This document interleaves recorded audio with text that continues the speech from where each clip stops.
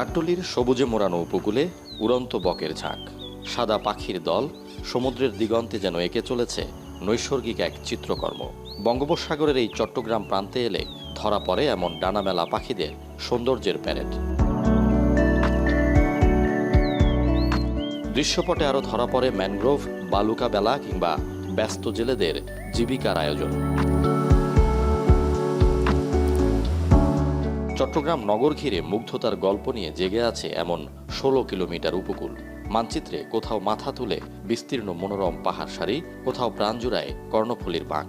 মাঝে বয়ে চলে আঁকাবাঁকা খাল, ঐতিহাসিক জলাশয় দিঘি, ফয়েজ লেক, সিআরবি বা বাটালি পাহাড়। নগর থেকে 1 ঘন্টার দূরত্বে গেলেই প্রকৃতি ধরা দেয় আরও মোহনীয় রূপে। কখনো পার্কি সমুদ্র সৈকতের উত্তাল জলরাশি, কখনো সীতাকুণ্ড মিরসরাইয়ের ঝর্ণা পাহাড়ের সাম্রাজ্য মনে করিয়ে দেয় জীবনানন্দের মায়াভরা বাংলার কথা।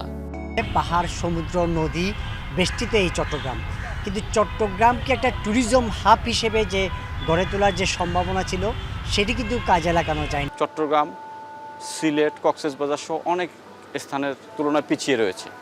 শুধুমাত্র এখানে আকর্ষণ করার মতো পর্যাপ্ত ব্যবস্থা নেয়নি, বিনিয়োগকারীরা বিনিয়োগের কোনো পরিকল্পনা করেনি। পর্যটন সংশ্লিষ্টদের দীর্ঘশ্বাস, পাহাড়, নদী আর সমুদ্রের সাথে সমৃদ্ধ ইতিহাসের এমন বৈচিত্র্যময় জনপদ পৃথিবীতে বিরল। অথচ এই চট্টগ্রাম ঘিরে বিপুল বৈদেশিক মুদ্রা আয় বা টেকসই পর্যটনের যে সম্ভাবনা তা রয়ে গেছে অনাবিষ্কৃত। অনেকগুলো ট্যুর অপারেটর কোম্পানি হয়েছে, বাট অ্যাক্টিভলি 20-25 জন কাজ করতেছে।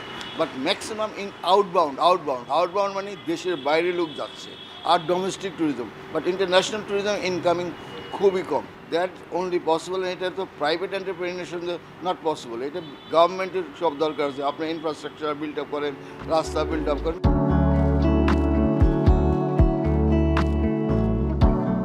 টেকসই পর্যটন বা ইকো ট্যুরিজম এখন কেবল বলি নয়, এটি পর্যটন ব্যবসায় মুনাফা বাড়ানোর ও রাজস্ব আয়ের একটি বড় মাধ্যম। ফিউচার মার্কেট ইনসাইটসের এক গবেষণা বলছে, বিশ্বব্যাপী টেকসই বা ইকো ফ্রেন্ডলি পর্যটনের বাজার 2024 থেকে 2034 সালের মধ্যে বছর প্রতি গড়ে 23.8% হারে বাড়বে। সেই হিসেবে 2024 সালে $1.51 ট্রিলিয়ন বাজার 9 গুণ বেড়ে দাঁড়াবে $12.82 ট্রিলিয়ন। ইকো ট্যুরিজম হবে না, এবং ইকো ট্যুরিজম হতে গেলে আপনার সাস্টেইনেবল ট্যুরিজমের যে মেজর ফ্যাক্টরসগুলি, সোশ্যাল, ইকোনমিক অ্যান্ড এনভায়রনমেন্টাল, ওগুলি সবগুলি কিন্তু এখানে আসবে।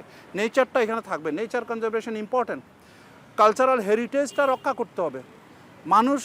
এলাকার মানুষজনকে এমনভাবে সম্পৃক্ত করতে হবে যেন তারা ইকোনমিক্যালি বেনিফিটেড হয়। এই টেকসই পর্যটনের ধারণা বাস্তবায়ন করেই থাইল্যান্ড, মালয়েশিয়া, ভুটান, ভারত সহ এশিয়ার অনেক দেশ এখন বিপুল বৈদেশিক মুদ্রা আয় করছে।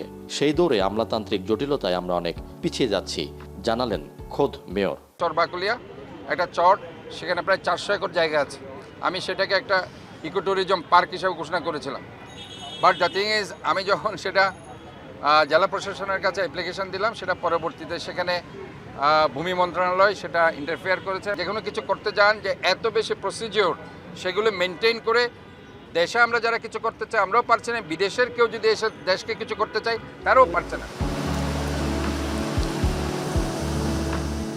পর্যটনের অপার সম্ভাবনা আর প্রকৃতির এমন আয়োজন নিয়ে এই চট্টগ্রামই বিশ্বের বুকে হতে পারত টেকসই পর্যটনের এক অনন্য উদাহরণ। বন্দরকেন্দ্রিক অর্থনীতির এই জনপদে পর্যটন থেকেও যে বিরাট দেশি বিদেশি রাজস্ব আয় সম্ভব, সেই চিন্তা কেবল থেকে গেছে কর্তৃপক্ষের মগজে, নয়তো তাদের পরিকল্পনার নিষ্ফল খাতায়। যে নগরে পর্যটন এগিয়েছে হতাশার গতিতে, সেই নগরে অবকাশ মানে দল বেঁধে রেস্টুরেন্টে খেতে যাওয়া, নয়তো অপরিকল্পিত পর্যটন কেন্দ্র বা অবহেলিত প্রাকৃতিক স্পটে নামমাত্র বিনোদনেই তৃপ্ত থাকা। ফয়সাল করিম, এখন, চট্টগ্রাম।